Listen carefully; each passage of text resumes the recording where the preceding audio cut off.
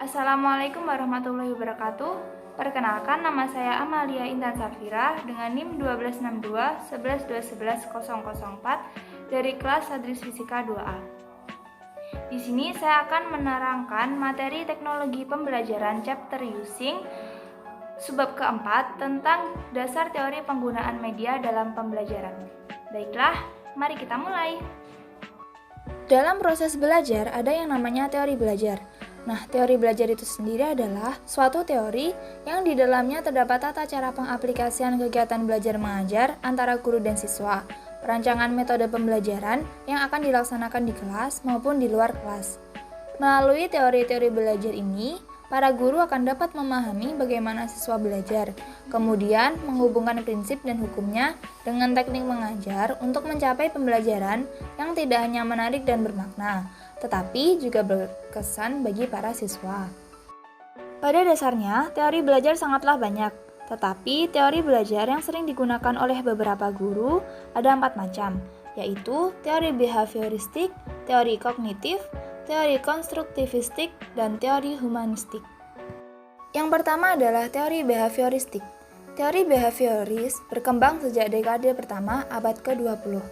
Sattler menyatakan bahwa pengembangan ilmu pengetahuan dan teknologi instruksi tidak diragukan lagi, menandai dia sebagai teknolog instruksional modern pertama. Teori behavioristik menekankan tentang perubahan tingkah laku yang terjadi karena pengalaman belajar. Pada penerapannya, teori ini bergantung pada beberapa aspek, seperti tujuan pembelajaran, karakteristik siswa, materi pelajaran, media pembelajaran, dan fasilitas pembelajaran. Beberapa hal yang perlu diperhatikan saat menerapkan teori behavioristik dalam proses belajar mengajar. Yang pertama, perhatian guru kepada peserta didik sangatlah penting untuk dilakukan. Yang kedua, lingkungan belajar harus diperhatikan. Yang ketiga, mengutamakan pembentukan tingkah laku dengan cara latihan dan pengulangan. Dan yang keempat, proses belajar mengajar harus dengan stimulus dan respon. Yang kedua adalah teori kognitif. Perspektif kognitif menekankan pentingnya proses mental dan emosional peserta didik selama instruksi. Dari perspektif ini, peserta didik menggunakan memori dan proses berpikir mereka untuk menghasilkan strategi, kemudian memanipulasi representasi mental dan ide-ide. Teori ini akan dapat berjalan dengan baik ketika materi pelajaran yang baru dapat beradaptasi dengan struktur kognitif atau kemampuan yang dimiliki oleh siswa. Hal yang sangat ditekankan dalam teori belajar kognitif adalah proses dari belajar, bukan hasil belajar. Nah, hal yang perlu diperhatikan saat menerapkan teori kognitif dalam proses belajar mengajar adalah yang pertama, materi pembelajaran harus disusun dengan pola atau logika sederhana dan kompleks.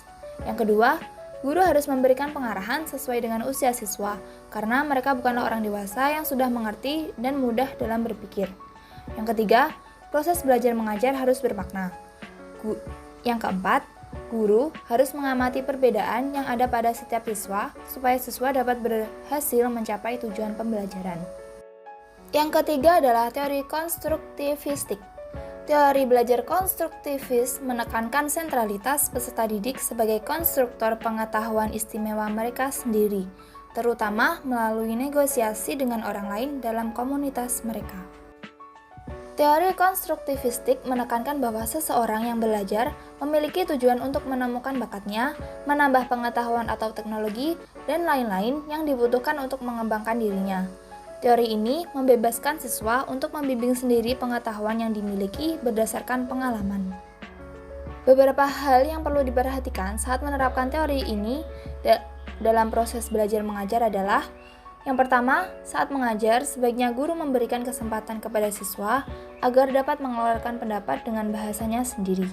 Yang kedua, siswa diberikan kesempatan untuk menceritakan pengalamannya agar menjadi siswa yang lebih kreatif dan imajinatif. Yang ketiga, lingkungan belajar mengajar harus dibuat kondusif supaya siswa dapat belajar dengan maksimal. Dan yang keempat, siswa diberikan kesempatan untuk membuat gagasan atau ide yang baru. Yang keempat adalah teori humanistik. Teori belajar humanistik menekankan pada pembentukan kepribadian, perubahan sikap, menganalisis fenomena sosial, dan hati nurani yang diterapkan melalui materi-materi pelajaran. Dalam teori ini, guru berperan sebagai fasilitator untuk siswa. Guru atau pendidik yang menerapkan teori humanistik akan mengutamakan hasil pengajaran berupa kemampuan positif yang dimiliki oleh siswa. Kemampuan positif akan dapat membangun atau mengembangkan emosi positif pada siswa. Beberapa hal yang perlu diperhatikan saat menerapkan teori humanistik dalam proses belajar mengajar.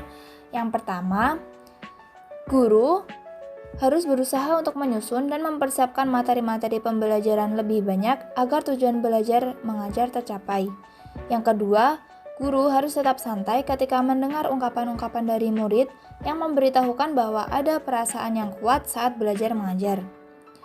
Yang ketiga, guru sangat berperan sebagai fasilitator. Maksudnya, guru diharuskan memberikan perhatian kepada murid dan menciptakan suasana kelas yang kondusif.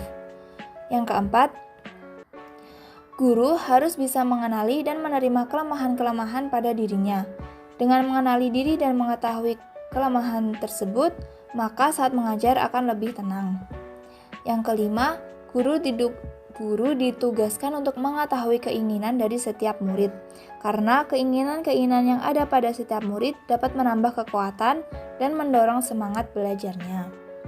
Nah, menghadapi tantangan global dalam dunia pendidikan di abad ke-21 ini, seorang pendidik harus mampu menghadirkan pembelajaran yang menarik dan menyenangkan bagi peserta didik. Pendidik atau seorang guru harus memiliki kompetensi pedagogi yang matang dengan menguasai teori-teori belajar yang telah dijelaskan. Sekian yang bisa saya sampaikan, ada kurang lebihnya saya mohon maaf yang sebesar-besarnya. Terima kasih atas perhatiannya. Wassalamualaikum warahmatullahi wabarakatuh. See you next time.